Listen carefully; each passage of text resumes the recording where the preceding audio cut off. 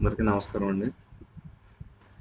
ఈరోజు నేను ఈ వీడియోలో ఫాల్సెస్ గురించి మాట్లాడదాం అనుకుంటున్నాను. ఇది ఏపీ సెట్ అండ్ యూజీసీ నెట్లో ఒక చిన్న అంశం. లాజికల్ రీజనింగ్ అనే యూనిట్లో ఉంటుందండి ఇది. ఎనివే ఇక్కడ ఫ్యాలసీ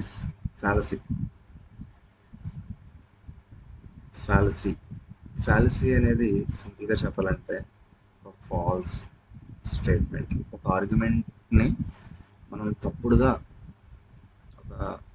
అది ఇంటెండెడ్ వేలో ఉద్దేశించబడిన విధానంలో కాకుండా వేరే విధంగా మనం అర్థం చేసుకునే విషయాన్ని మనం ఫ్యాలసీస్ అంటారు. సింపుల్గా చెప్పాలంటే ఎర్రర్స్ ఇన్ థింకింగ్, మనం గ్రాస్ప్ చేసుకునే విధానం కానీ మన ఆలోచనలో కానీ తప్పులు ఉంటే ఒక ఆర్గ్యుమెంట్ని సేమ్ వేలో కాకుండా వేరే విధానంగా తప్పు పట్టే విధంగా మనం అర్థం చేసుకోవడాన్ని ఫ్యాలసీ అంటారు. ఇక్కడ ఇవి మనకి 2 టైప్స్: ఇంటెన్షనల్గా అంటే ఉద్దేశపూర్వకంగా, అండ్ అన్ఇంటెన్షనల్ ఉద్దేశం, ఒకరిని మోసం చేయాలనే ఉద్దేశంతోనే లేదా మన అమాయకత్వంతో కొన్నిసార్లు ఒక స్టేట్మెంట్ మనం ఆర్గ్యుమెంట్ని తప్పుగా అర్థం చేసుకుంటాం, కొన్నిసార్లు తప్పుగా చెప్తాం. ఎనివే మనకి ఈ మూవీ నాకు తెలిసి చూసే ఉంటారు. ఈ మూవీ పేరు అమ్మ 1వ తారీఖు అనుకుంటున్నాను, ఏప్రిల్ 1వ తారీఖు. ఈ సినిమాలో తనికెళ్ళ భరణి గారు బ్రహ్మానందం గారికి ఈ చార్మినార్ని 10,000కి అమ్మేస్తారండి. సో అంటే ఓకే, డిసీవ్ చేసే ఉద్దేశంతో ఇంటెన్షనల్గానే అమ్మేస్తారు. ఆ మూవీ చూస్తే మనకు అది అర్థమవుతుంది. ఎనివే, సో అలాంటి ఫ్యాలసీస్ ఏమున్నాయో ఒకసారి చూద్దాం. First one, ad hominem fallacies. ఈ పదాలు లాటిన్ పదాలండి, ఇంగ్లీష్ పదాలు కాదు. ట్రూ మీనింగ్ వచ్చేసరికి పర్సనల్ అటాక్ అనమాట. సింపుల్గా చెప్పాలంటే ఇట్స్ పర్సనల్ అటాక్.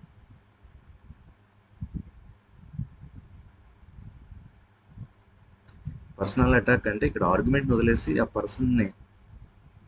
పర్సన్ మీద పడతాము. ఫర్ ఎగ్జాంపుల్ ఇక్కడ క్యాండిడేట్ ఏం చెప్తున్నాడు, ఆర్గ్యూ చేస్తున్నాడంటే మనకి చాలా స్ట్రిక్ట్ ఎన్విరాన్మెంటల్ రెగ్యులేషన్స్ కావాలి పర్యావరణం సంబంధించి అని మాట్లాడుతుంటే, దానికి రెస్పాండ్గా బి అనే క్యాండిడేట్ చూడండి ఏమంటున్నాడు, నీకు ఆల్రెడీ 2 సార్లు విడాకులు అయ్యాయి కదా, నీ మాట మేము ఎందుకు వినాలి, నీకు నీ ఫ్యామిలీని నీ పర్సనల్ లైఫ్ని నువ్వు మేనేజ్ చేసుకోవడం రావట్లేదు, నువ్వు రూల్స్ గురించి ఎన్విరాన్మెంట్ పర్యావరణం గురించి మాట్లాడతావా. ఇవి కొన్ని వినడానికి కన్విన్సింగ్గా ఉంటాయి, కానీ అది నిజానికి వ్యాలిడ్ ఆర్గ్యుమెంట్ అయితే కాదు. సో ఈ ఫ్యాలసీస్ అన్నీ అలాగే ఉంటాయి. మనం ఒక రాంగ్ కన్క్లూజన్, ఒక రాంగ్ డెసిషన్ అనేది తీసుకుంటాం, ఒక తప్పుడు నిర్ణయం అనేది తీసుకుంటాం. వినడానికి చాలా కన్విన్సింగ్గా ఉంటాయి అవి, కానీ నిజానికి అవి తప్పులు, ఫ్యాలసీస్. నెక్స్ట్, యాడ్ హోమినియం అనగానే సింపుల్ గుర్తుపెట్టుకోండి, it's a personal attack on the person who is making an argument. Okay, next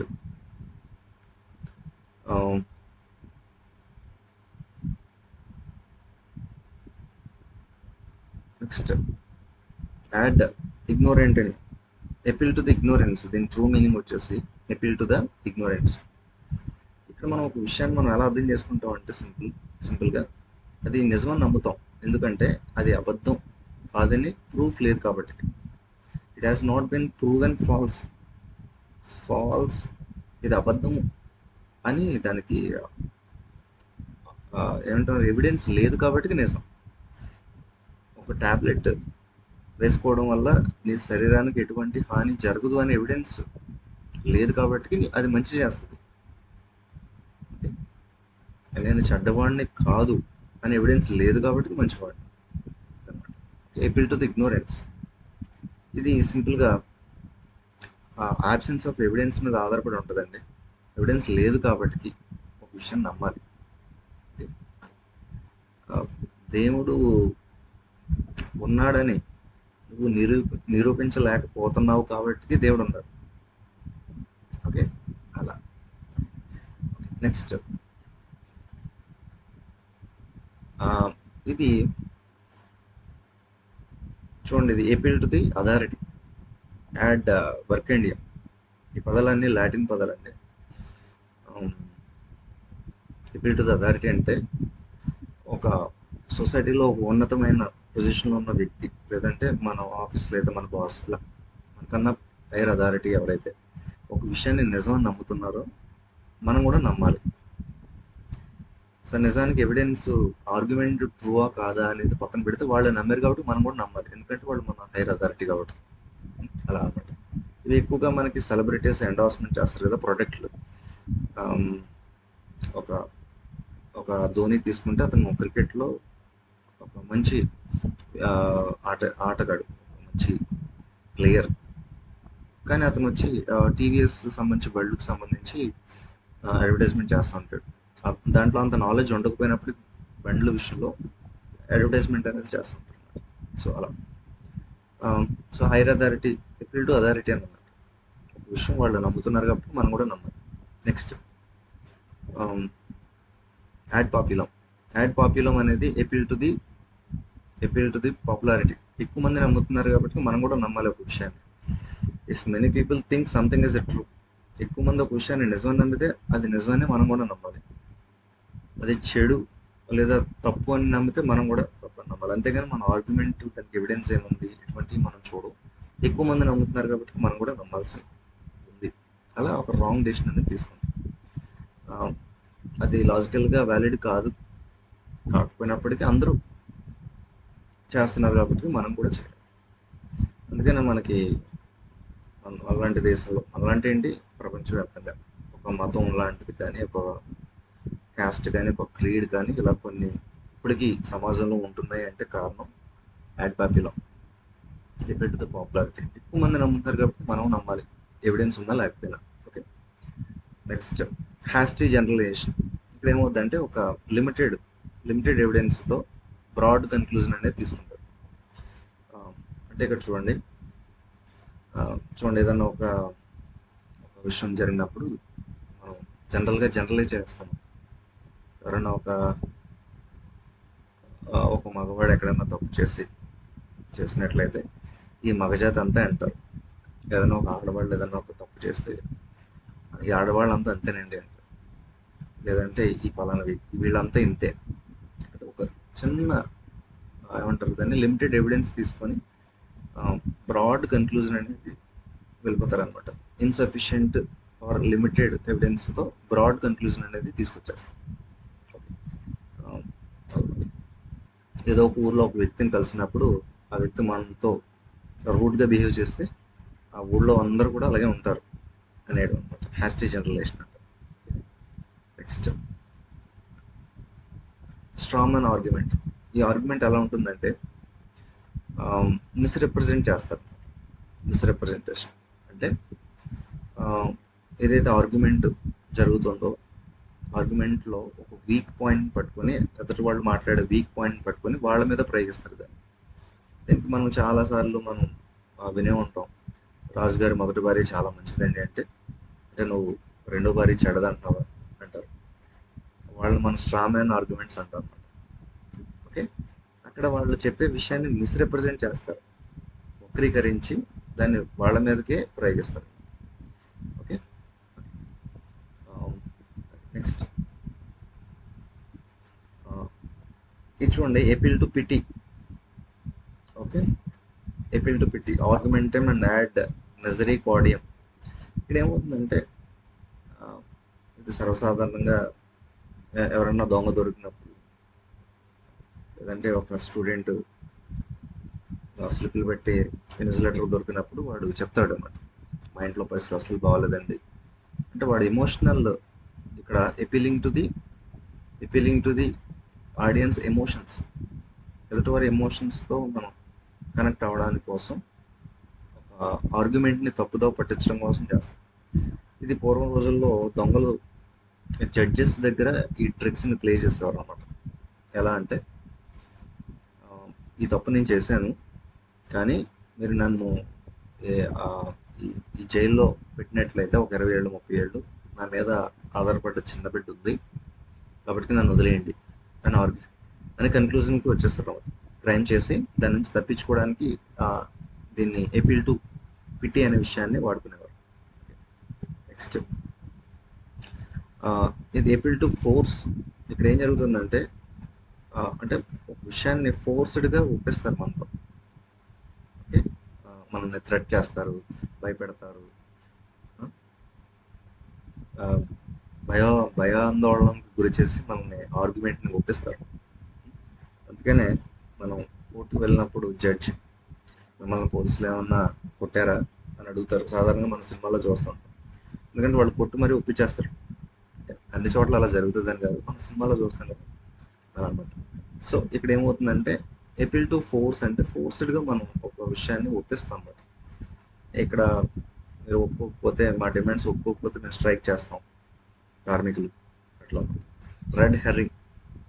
so red హెర్రింగ్లో ఏం జరుగుతుందంటే మెయిన్ టాపిక్ని డైవర్ట్ చేయడం కోసం ఇర్రెలవెంట్ టాపిక్ని ఇంట్రడ్యూస్ చేస్తారు. ఇది ఎక్కువగా సినిమా డైరెక్టర్లు చేస్తుంటారు. ఒక క్యారెక్టర్ని చాలా మంచిగా చూపించి ఆ పక్కన ఉన్న క్యారెక్టర్ని చెడుగా చూపించి కథని ఎక్కడైతే అంచనా వేస్తారనుకొని చివరిలో ఈ ఇన్నోసెంట్గా చూపించిన క్యారెక్టర్ని రివీల్ చేస్తారు, వీడే విలన్. అప్పటి వరకు మనల్ని డైవర్ట్ చేయడం కోసం పక్క క్యారెక్టర్ని, ఇర్రెలవెంట్ టాపిక్ని డైవర్ట్ చేస్తారు. ఇక్కడ అంతే మనకి చూడండి. ఇక్కడ ఫర్ ఎగ్జాంపుల్ ఇంట్లో పేరెంట్ నువ్వు హోంవర్క్ ఎందుకు చేయలేదంటే చిల్డ్రన్ చెప్తారు అనమాట, నేను ఒక బొమ్మ వేసాను చాలా బాగుంది చూడు ఫస్ట్ అది అంటారు. అంటే టాపిక్ని డైవర్ట్ చేస్తారు అనమాట. Red herring. Okay, next appeal to consequences. ఇందులో ఏమవుతుందంటే కాన్సిక్వెన్సెస్ని బట్టి ఒక విషయాన్ని మనం అది నిజమా అబద్ధమా అని నమ్ముతాం. ఎవిడెన్స్ అనేది పక్కన వదిలేసి ఎటువంటి ఫర్ ఎగ్జాంపుల్ ఒక స్టూడెంట్ ఉన్నాడు, వాడిని ఫెయిల్ చేస్తే వాడి భవిష్యత్తు పాడైపోతుందేమో కాబట్టి వాడిని పాస్ చేయాలి, వాడు రాసినా రాయకపోయినా. అంటే ఎవిడెన్స్ని పక్కన పెట్టి కాన్సిక్వెన్సెస్ని బట్టి ఒక ఆర్గ్యుమెంట్ని నిజం లేదా అబద్ధం అని నమ్ముతాం మనం. ఓకే, అలా. Next bugging the question. ఇక్కడ ఏం జరుగుతుందంటే కొత్తగా ఏమీ ఉండదు దీంట్లో. దీన్నే సర్క్యులర్ రీజనింగ్ అని కూడా అంటారు. అంటే క్వశ్చన్లోంచి ఆన్సర్ వస్తుంది అనమాట. క్వశ్చన్లోంచి ఆన్సర్ వచ్చినప్పుడు ఎవిడెన్స్ ఉండదు దానికి ఆన్సర్కి, బట్ క్వశ్చన్లోంచే ఆన్సర్ వస్తుంది. నేను నమ్మదగిన వ్యక్తిని కాబట్టి నేను నమ్మాలి. నెక్స్ట్ ఇదే కరెక్ట్ ఆన్సర్, ఎందుకంటే ఇదే కరెక్ట్ ఆన్సర్ కాబట్టి. ఓకే, సో దాన్ని బగ్గింగ్ ద క్వశ్చన్ అంటారు. సో కొత్తగా న్యూ ఆఫర్ ఏమి ఉండదండి, న్యూగా ఎవిడెన్స్ ఏమి ఉండదు. ఇక్కడ క్వశ్చన్లోంచి ఆన్సర్ వస్తుంది అన్నమాట. Okay, next complex cause fallacy. ఇక్కడ ఏమవుతుందంటే ఒక ఒక ఒక పని జరగడానికి చాలా రీజన్స్ ఉంటాయి. ఈ చాలా రీజన్స్లో మనం ఒక్క రీజనే దీనికి కారణం అని చూపించడాన్ని కాంప్లెక్స్ కాజ్ ఫ్యాలసీ అంటారు. ఫర్ ఎగ్జాంపుల్ మనకు ఒక స్టూడెంట్ పూర్గా పెర్ఫామ్ చేస్తున్నాడు, సరిగ్గా చదవట్లేదు. కాబట్టి మనం ఏం చేస్తాం, చాలా కారణాలు ఉండొచ్చు కదా, ఇన్అడిక్వేట్ రిసోర్స్, ఫ్యామిలీ ఇష్యూస్ ఉండొచ్చు, లెర్నింగ్ డిజబిలిటీస్ ఉండొచ్చు. కానీ అతను మనసు పెట్టట్లేదు కాబట్టి అతను పూర్గా పర్ఫామ్ చేస్తున్నాడని ఒక ఫ్యాక్టర్ మీదే మనం దాన్ని ఆపాదిస్తాం. ఓకే, సో మెనీ రీజన్స్ ఉండొచ్చు, బట్ సింగిల్ కాజ్ని మనం హైలైట్ చేస్తాం. దాన్ని కాంప్లెక్స్ కాజ్ ఫ్యాలసీ అంటారు. Next complex question fallacy. ఈ క్వశ్చన్ ఇది చాలా విచిత్రంగా ఉంటుంది. ఇది మ్యానిపులేట్ చేయడానికి ఉపయోగిస్తుంటారు ఎక్కువగా. ఫర్ ఎగ్జాంపుల్ ఏంటంటే ఈ క్వశ్చన్కి ఆన్సర్ చెప్పినప్పుడు మనం ఒక విషయాన్ని ఒప్పుకున్నాకే మనం ఆన్సర్ చెప్పాల్సి వస్తుంది మనం. ఎస్ చెప్పినా నువ్వు చెప్పినా మనకే ప్రమాదం. ఫర్ ఎగ్జాంపుల్ దొంగతనం ఎప్పటి నుంచి మానేసేవరా అని ఎవరినైనా అడిగాం. అవును అంటే అర్థం ఏంటి, మానేసావా. ఫర్ ఎగ్జాంపుల్ క్వశ్చన్ ఏంటి, దొంగతనం మానేసావా అంటే అవును అంటే ఇంతకు ముందు చేసావు, లేదు అంటే ఇంకా చేస్తున్నావు అని అర్థం. అంటే ఒక క్వశ్చన్, ఆ క్వశ్చన్ ఎలా ఉంటుంది అంటే కాంప్లెక్స్ క్వశ్చన్. ఆ క్వశ్చన్కి ఆన్సర్ ఎస్ చెప్పినా నువ్వు చెప్పినా ఎదుటి వాళ్ళు వేసే ఉచ్చులో మనం పడతాం. ఓకే, కాంప్లెక్స్, దాన్ని క్వశ్చన్ అంటారు, complex question fallacy. Next equivocation fallacy ఇది ఏంటంటే ఒకే సేమ్ అర్థాన్ని ఇస్తాయి అనమాట. డిఫరెంట్ మీనింగ్స్ ఉంటాయి. ఇప్పుడు ఆ విషయాన్ని చెప్పగలరా, ఇంట్లో కొంపలు మునిగిపోతాయి అంటారు. కొంపలు మునిగిపోతాయి అంటే ఇక్కడ సివియారిటీ ఆఫ్ ది ప్రాబ్లం అది చెప్తే కొన్ని కొన్ని గొడవలు అవుతాయి. అది వాడి ఉద్దేశం. కొంపలు మునిగిపోతాయి అంటే గోదావరి పొంగిపోయి కొంపలు మొలగు. సో అలా ట్రూ మీనింగ్, ఒక విషయానికి 2-3 మీనింగ్స్ వెతుక్కొని చెప్పిన వైపు కాకుండా వేరే అర్థం చేసుకుంటున్నాం. రోబో మూవీలో కూడా మనం చాలాసార్లు చూసాం. రోబో మూవీలో కూడా ఆ టీవీ పెట్టి పడేయమ్మా అంటే అది నిజంగా పడేస్తుంది అన్నమాట. దానికి అలా అర్థం చేసుకుంది మరి అలా. సో ఈక్వి ఒకేషన్ అంటే ఈక్వి అంటే సేమ్ మీనింగ్స్ ఉన్న ఒక విషయాన్ని 2 విధాలుగా అర్థం చేసుకోవచ్చు. అందులో ఎదుటి వాళ్ళు చెప్పిన విధం కాకుండా వేరే విధంగా అర్థం చేసుకునే విధానం. ఓకే, మోర్ మీనింగ్స్ ఉన్నప్పుడు ఇటువంటి ప్రాబ్లమ్స్ వస్తాయి. Next false analogy. False analogy ఏంటంటే ఒక 2 విషయాలను కంపేర్ చేస్తారు. అది వినడానికి మనకి చాలా కన్విన్సింగ్ ఉంటుంది, బట్ అది నిజం కాదు. ఇక్కడ ఎలా అంటే కార్స్ ఉన్నాయి చూడండి, కార్స్ కూడా మనుషులను చంపేస్తాయి యాక్సిడెంట్లు జరిగి.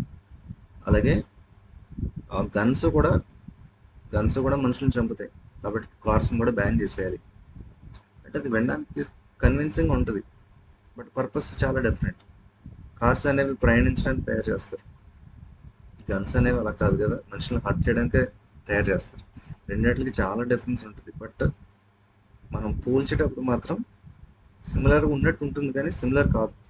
ఓకే, సో సిమిలారిటీస్ మాత్రం ఎలా ఉంటాయంటే సూపర్ఫిషియల్ ఉంటాయి. Seems to be true, seems to be same, ఒకలాగా ఉంటాయి కానీ డిఫరెన్స్ మాత్రం చాలా సిగ్నిఫికెన్స్గా ఉంటుంది వాటి మధ్య తేడా. చూడండి, ఒక కంపెనీలో ఏదన్నా కొన్ని గొడవలు జరిగినప్పుడు ఓనర్ వచ్చి అంటాడు, మనమంతా ఒక ఫ్యామిలీ రా అంటాడు. మరి ఒక ఫ్యామిలీ అయితే వచ్చిన ప్రాఫిట్స్ అన్ని ఫ్యామిలీ లాగా ఇస్తాడా? నీకు వేతనాలు ఇస్తాడు, జీతం ఇస్తాడు. కానీ కంపేర్ చేసేటప్పుడు ఒక ప్రాబ్లం వచ్చినప్పుడు మనమంతా ఒక ఫ్యామిలీ అంటాడు. కానీ చాలా డిఫరెన్స్ ఉంది రెండింటిలో. ఓకే, ఫాల్స్ అనాలిసిస్ అంటే ఒక 2 విషయాలని సిమిలర్గా ఉన్నట్లు పోలుస్తారు కానీ వాటి మధ్య భేదం మాత్రం చాలా డిఫరెంట్, సిగ్నిఫికెంట్గా ఉంటుంది. Falls analogy. యూ ఇక్కడ ఏంటంటే నువ్వు కూడా చేసావు కదా, నీకు ఇంకా 18 ఏళ్ళు కూడా నిండలేదు, నువ్వు ఇంకా చదువుకోలేదు, నువ్వు సలహా చెప్పడం ఏంటి, ఇటువంటి అనమాట. లేదు అంటే ఏదన్నా ఒక ఎన్విరాన్మెంట్ టాపిక్ గురించి మాట్లాడేటప్పుడు నువ్వు కూడా బైక్ వాడుతున్నావు, నువ్వు కూడా కారు వాడుతున్నావు కదా, నువ్వు కూడా పెట్రోల్ వాడుతున్నావు కదా, నువ్వు పర్యావరణాన్ని హార్మ్ చేస్తున్నావు కదా, నువ్వెందుకు సలహాలు ఇస్తున్నావు అంటారు. అది వినడానికి కన్విన్సింగ్ ఉన్నప్పటికీ అక్కడ ఆర్గ్యుమెంట్ ఒకటి టాపిక్ డైవర్ట్ చేసే విధానం ఉంటుంది. నెక్స్ట్, ఇవి మనకి ఎందుకు ఉపయోగపడతాయి అంటే అవాయిడ్ ఫాల్టీ డెసిషన్స్. మనం ఒక విషయాన్ని కరెక్ట్గా డెసిషన్ తీసుకోవాలంటే so avoid faulty decision making, తప్పుడు నిర్ణయాలు తీసుకోకుండా ఉండాలంటే కనుక ఖచ్చితంగా మనకి ఇది ఉపయోగపడుతుంది. Okay, next clarity, enhance clarity accuracy in argument క్లారిటీని పెంచుకోవడం కోసం. తర్వాత క్రిటికల్ థింకింగ్, అంటే టీచింగ్లోనే కాదు రియల్ లైఫ్లో కూడా క్రిటికల్ థింకింగ్ చేయడానికి ఇవి చాలా ఉపయోగపడతాయి. ఒక విషయాన్ని కరెక్ట్గా అర్థం చేసుకోవడంలో మనకి తోడ్పాటు చేస్తాయి. Okay, next. Okay, thank you అనండా. సో ఇవండి ఫ్యాల్సీ సంబంధించి